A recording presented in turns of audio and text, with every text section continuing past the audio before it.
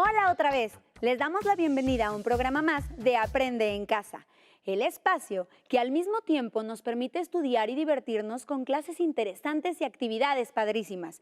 Y como lo prometido es deuda y nos habíamos quedado picadísimos con la historia de Benito Juárez, hoy vamos a continuar con la conclusión del programa Juárez y la República. ¿Qué les ha parecido hasta ahora? ¿Cómo imaginan que la historia va a concluir? Seguramente hay datos que ya habían estudiado en la escuela y conocían previamente, pero ojalá los apoyos visuales que hemos seleccionado estén ayudándoles a conectar más con este personaje tan importante de nuestra historia. No se diga más, vamos a continuar. Toma lápiz y papel, comenzamos.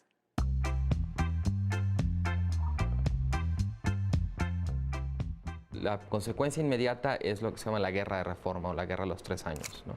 Hoy vemos a los liberales de la Reforma como héroes, como gigantes y más, pero en ese momento eran realmente una minoría, con ideas muy avanzadas, muy ilustradas, muy modernas, ¿no? Pero en un país, digamos, cuya historia, cuya cultura, cuya tradición era otra. No toda la gente lo aprobó, entonces no era popular en 61.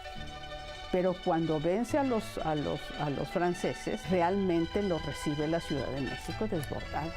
Hay una guerra que ganan los liberales, pero que poquito tiempo después tienen que enfrentar a otro enemigo. Ya no es estrictamente hablando el enemigo interno, sino viene la intervención francesa. Y con la intervención después llega lo que se conoce como el Segundo Imperio, Maximiliano, ¿no?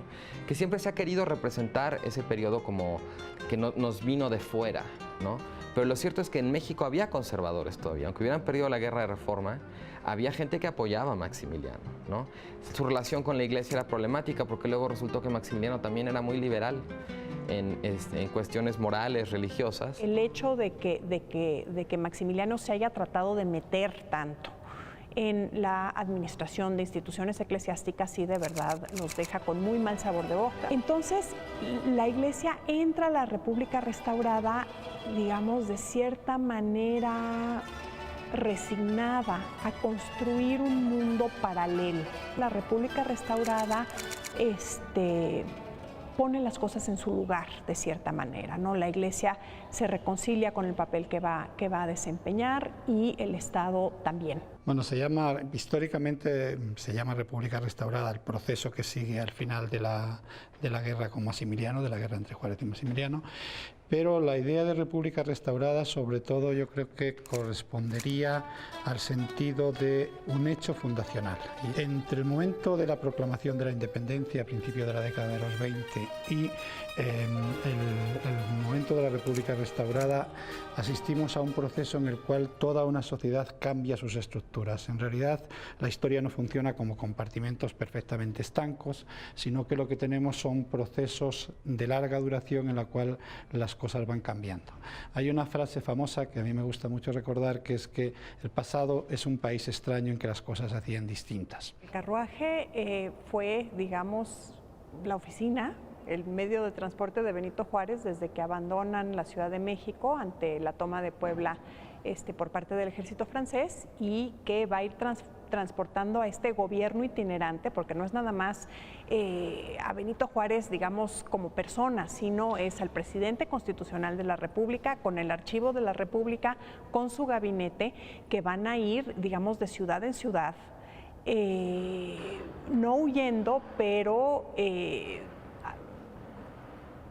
tratando de mantenerse fuera del territorio que estaba cayendo bajo dominio francés. Entonces van a ir a San Luis Potosí, van a ir a Monterrey, a Chihuahua, y luego se quedan en Paso del Norte, ¿no? donde establecen el gobierno de la República, digamos, en el exilio casi, ¿no? Nunca pasa del otro lado, pero sí está ya ahí contra la frontera con Estados Unidos, ¿no? Entonces, creo que representa, digamos, este enorme esfuerzo que significó mantener un gobierno constitucional en este contexto de guerra internacional. Y pues se ve, ¿no?, que es un carruaje no muy grande, es un carruaje negro que tiene estos motivos muy discretos, ¿no? El águila coronada por el gorro frigio republicano. Entonces representa también, digamos, simboliza esta austeridad republicana frente a lo barroco que podía ser la idea que tenían los mexicanos de un imperio.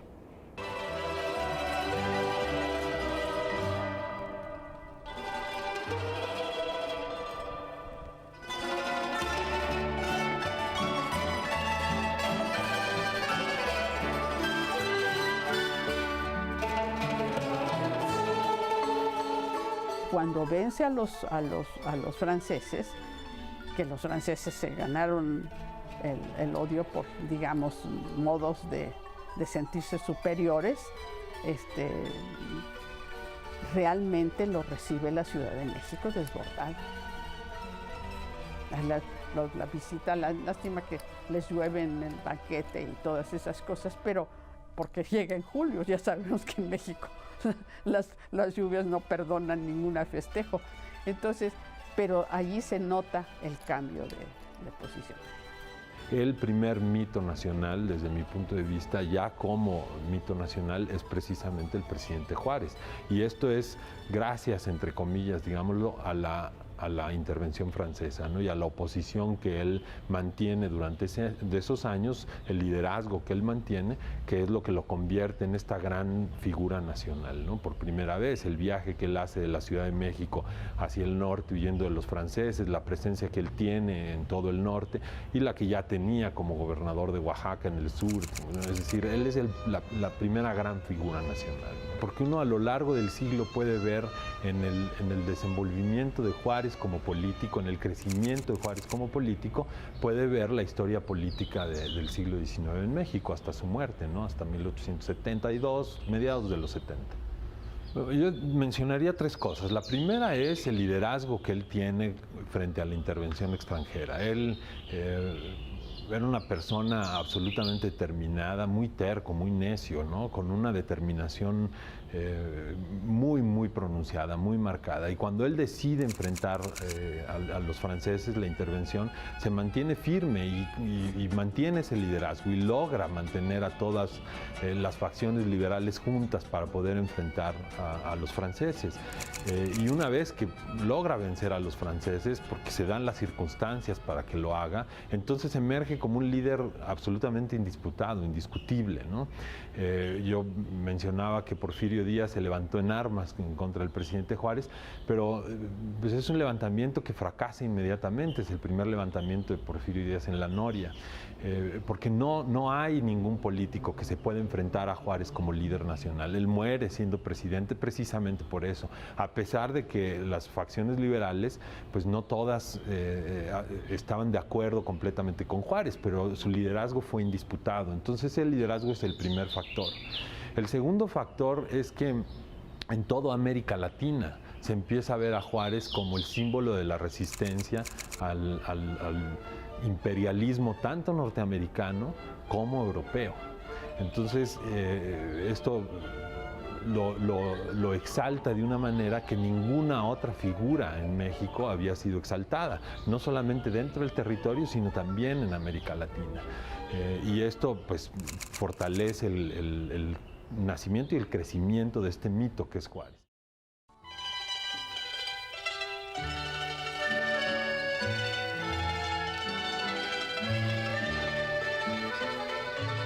Quizás Juárez es el personaje histórico mexicano que más se reconoce, ¿no? Y quizás el más entrañable, el que más la gente más quiere. Es menos polémico que los héroes de la Revolución, por ejemplo. Y tenemos esta idea de un Juárez totalmente imperturbable, ¿no? Decimos, ¿no? Le hace lo que el viento a Juárez. Y yo creo que es esta imagen que cultivó el mismo Juárez, ¿no? Juárez era muy cuidadoso de cómo se vestía, de cómo decía las cosas, incluso de cómo se vestía y cómo se arreglaba su señora, ¿no? O sea, la discreción, la austeridad republicana. Entonces, creo que este legado, esta imagen que nos deja para la posteridad es una imagen que él fabrica, ¿no? De Juárez, el republicano, el hombre apegado a la ley. Una es la imagen que tiene él en vida, ¿no? La imagen que él ocupa para representar su gobierno, para representarse siempre austero en oposición a este oprobio del maximato, ¿no? Con esta riqueza y los emperadores y el castillo de Chapultepec y todo esto. Él decide mostrarse siempre austero, vestido de negro, ¿no? Y hacer esta imagen como contrastada. Y una vez que muere, después de que muere la persona, queda el símbolo. Benito Juárez es un ícono de la historia en México, sobre todo del triunfo de lo mexicano, de lo liberal sobre lo conservador, de los símbolos nacionalistas patrios. Y es curioso cómo su imagen, desde las primeras 11 fotos que se le tomaron, o sea, se conocen 11 retratos, 11 clics, digamos, que le hicieron en vida a Benito Juárez, de los cuales surgió la mayoría de los retratos, las postales, los billetes, todo lo que se reprodujo hasta en cajetillas de cigarros en 1910, por ejemplo. Lo que sucedió en el siglo XX es que como la imagen de Benito Juárez fue utilizada por el Prismo y sobre todo por el TGP, esta imagen como del grabado en madera tan nacional se vuelve un poco anquilosada a principios del siglo XX. Ya la gente no se identifica para nada con estas imágenes gloriosas del héroe en blanco y negro. Entonces hay que ver qué significa para ahora los jóvenes, ¿no? Diego Rivera era un gran admirador de Benito Juárez, no solo a nivel simbólico, sino también admiraba a su persona y sentía que tenía cierto nexo con él, incluso familiar. En este mural que retrata los periodos más importantes de la historia de México, es un mural muy bonito porque es como si todo México del siglo XX, del XIX, del XVI, del XV se reuniera en la Alameda a dar un paseo. El lado izquierdo es el que corresponde al juarismo y al siglo XIX, aunque está mezclado por todas partes. También está representado Santana del lado izquierdo, que fue el que finalmente lo corre bueno, lo lleva al exilio. Están el emperador Maximiliano y la emperatriz Carlota acompañados de Miramón y del comandante Achille, que era el que perdió la guerra, ¿no? Juárez lo representa muy grande, ¿no? Como un personaje grande, más grande que todos los demás. Tiene en la mano la Constitución de 1957 y las leyes de reforma. Diego Rivera era un anticlerical declarado, entonces por supuesto que admiraba toda la labor que hizo Benito Juárez. Imagínese usted salir de un pueblo de 20 familias, no hablar español, en un país donde es la lengua franca. Entonces, y morir hablando 4 idiomas, ¿cuál otro gobernante hemos tenido como ese? Es un milagro, es un hombre excepcional, un gran abogado, un buen presidente, y además de atreverse a desafiar a un poder internacional, un héroe nato. Porque siempre nos gusta tener héroes que los fusilan o los queman o cualquier cosa, pero fracasados. Es bueno tener un presidente que murió en su cama y que lo nombraron benemérito de las Américas, ¿no? Y lo reconocieron en todas partes. Benito Mussolini se llamó Benito por Benito Juárez. Pero también tienen razón en algunas cosas. Algunas cosas tenía defectos don Benito, y desde luego era político, era tramposillo, igual que don Porfirio. La historia en la cual tenemos grandes personajes que se convierten en santos laicos de la patria. Y, desde luego, el caso de Benito Juárez es un caso absolutamente espectacular. Quiero decir, es San Benito Juárez, en realidad yo creo que sería la denominación exacta. Yo soy reacio, ¿por qué? Porque como historiador, y ahí me remito a una afirmación de Gorman que a mí me parece especialmente lúcida, nosotros no tenemos la función de juzgar el pasado. Tenemos la función de entender el pasado. No podemos decir estos son los buenos y estos son los malos. Lo único que podemos hacer es intentar, de la manera más honrada posible, explicar por qué unos tomaron unas posturas y por qué otros tomaron otras posturas.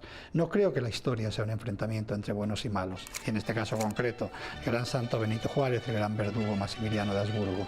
Dando por supuesto que unos y otros querían construir una sociedad que ellos consideraban que era la mejor.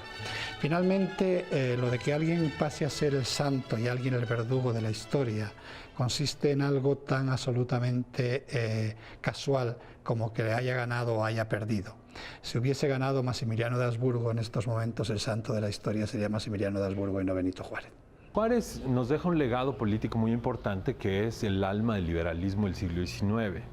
Además, Juárez vivió en la única época que podemos llamar realmente de democracia en México en el siglo XIX, que es la República Restaurada. Pero esta idea de Juárez, que hereda Lerdo de Tejada y que sí lo logra hacer después Lerdo, es el liberalismo que va a permanecer a lo largo de todo el porfiriato y que nos va a llevar a la revolución. Entonces, la Constitución de 1917, que es la que hoy nos rige, tiene esa alma liberal ahí adentro, ¿no? La conserva Carranza, que se forma en el liberalismo del siglo XIX y que, por cierto, admiraba muchísimo al presidente Juárez. Cuando propone su reforma al Congreso Constituyente en 1916-17, él mantiene esta propuesta liberal que se queda en la Constitución y la Constitución hasta hoy tiene, digamos, ese espíritu liberal, sin perder, por supuesto, el ideal de tener una nación. Una identidad política, una identidad nacional. Entonces el legado de Juárez es muy, muy importante. Vive en una época muy convulsa y la mayor parte de su vida la pasa o peleando militarmente, siendo líder, digamos, de un ejército, o liderando una facción que está tratando de imponerse políticamente a otra. Pero al final deja este legado que no se puede negar, ¿no? Y que está en el espíritu, digamos, de lo que hoy es México.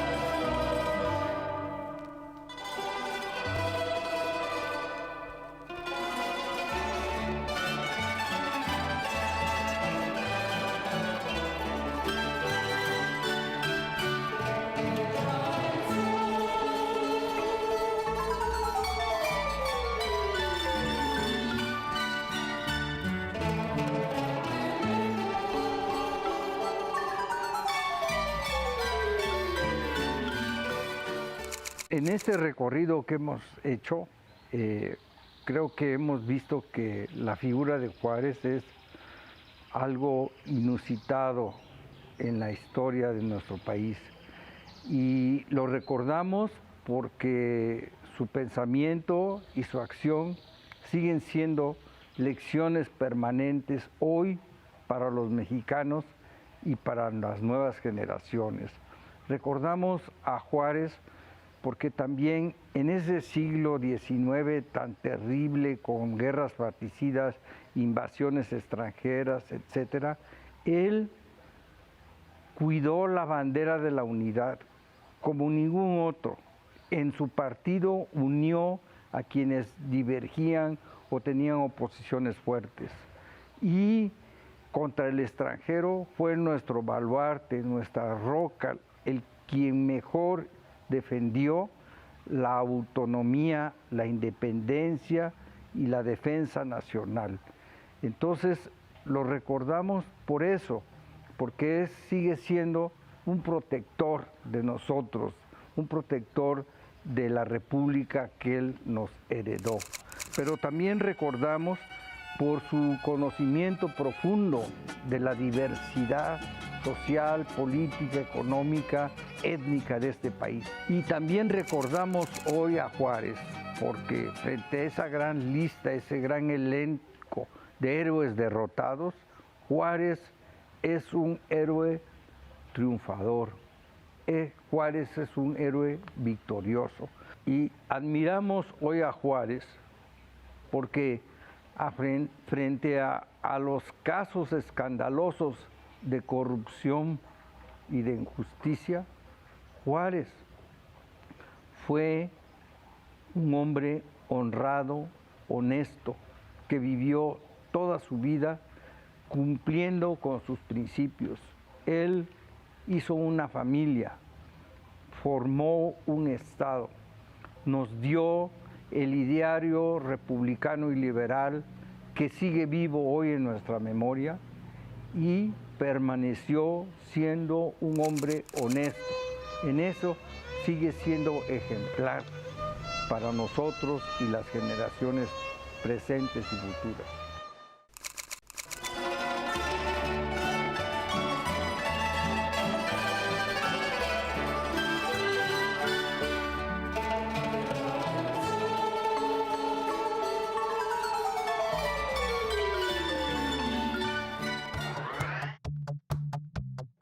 La historia de México tiene una cantidad enorme de sucesos y personajes que siempre será importante conocer. Es como una historia que nunca se termina. Hoy podemos estudiar a Juárez, la semana entrante a Zapata, a Díaz. Es un tema muy amplio que ojalá puedan seguir investigando, porque les aseguro que es de lo más emocionante y les va a fascinar.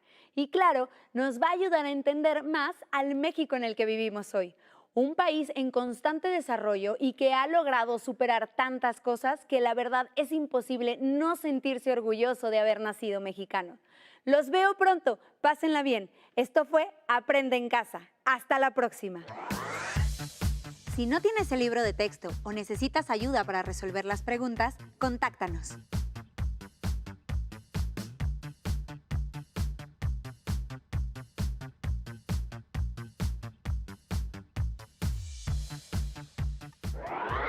También puedes encontrar los libros de texto en la página conalitec.cep.gov.mx.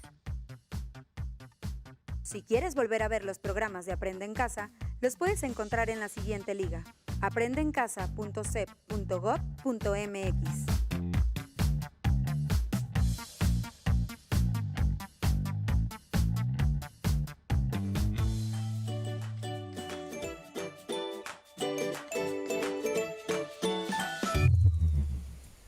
Amigos míos, yo soy Rommel Pacheco y bienvenidos a Pausa Activa. Iniciaremos con el calentamiento y pues que venga la rutina. ¡Actívense todos!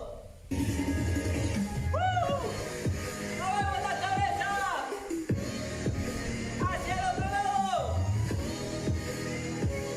¡Brazos hacia adelante en círculos!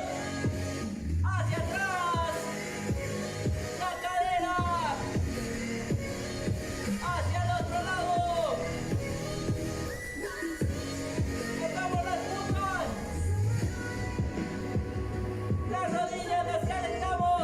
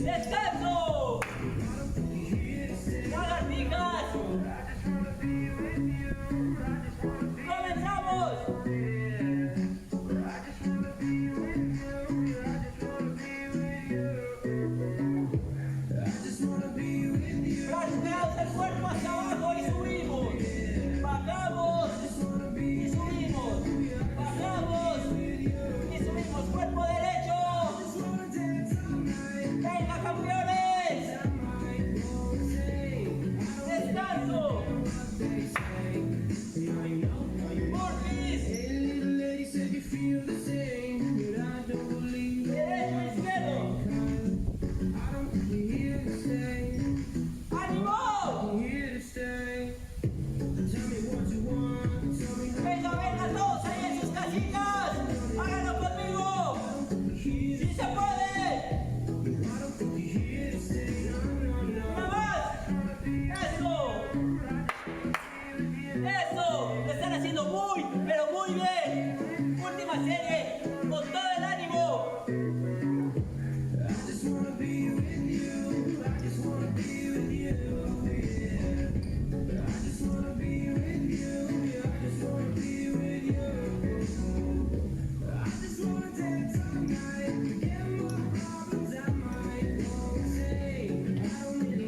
Venga, venga. Ya va a terminar este ejercicio. Stop. Lagartijas. Venga. 1.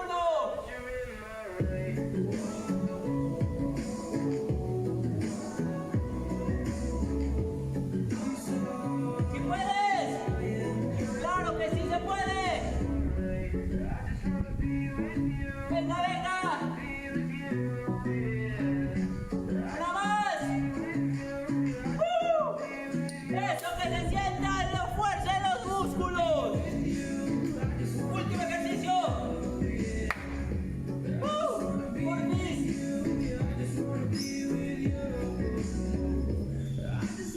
¡Con todo! ¡Eso es para terminar! ¡Con todo el ánimo!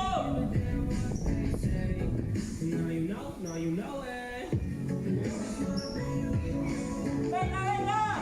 ¡Último! ¡Eso es! ¡Respiremos! ¡Inhalamos! ¡Exhalamos!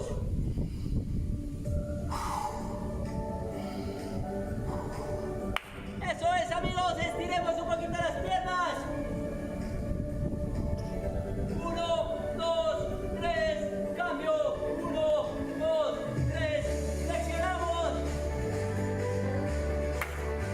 Eso es todo, amigos. Yo me despido. Soy su amigo Rommel Pacheco. No se olviden seguirme en mis redes como Rommel-Pacheco. ¡Hasta la próxima! Te enseñaremos cómo armar un cubrebocas con ayuda de un adulto. Necesitarás un plumón o una pluma, una playera de algodón que ya no uses, una regla y tijeras. Recuerda que la manipulación de estas debe estar supervisada por un adulto. ¡Empecemos! 1. Estira la playera a lo largo y a lo ancho. 2. Marca con el plumón o la pluma y con ayuda de la regla 10 centímetros de largo, partiendo de abajo hacia arriba. Repite el paso anterior del otro lado de la playera. 3. Traza la línea horizontal entre los dos puntos. 4. Con ayuda de un adulto, corta sobre la línea horizontal que marcaste. Asegúrate de cortar por fuera de la playera. No introduzcas las tijeras en ella. 5. Ahora tenemos un pequeño pedazo de playera. Estira a lo ancho y con ayuda de la regla, mide y marca con el plumón o la pluma de 15 a 18 centímetros de largo de un lado, dejando un margen de 2 centímetros de alto arriba y abajo. 6.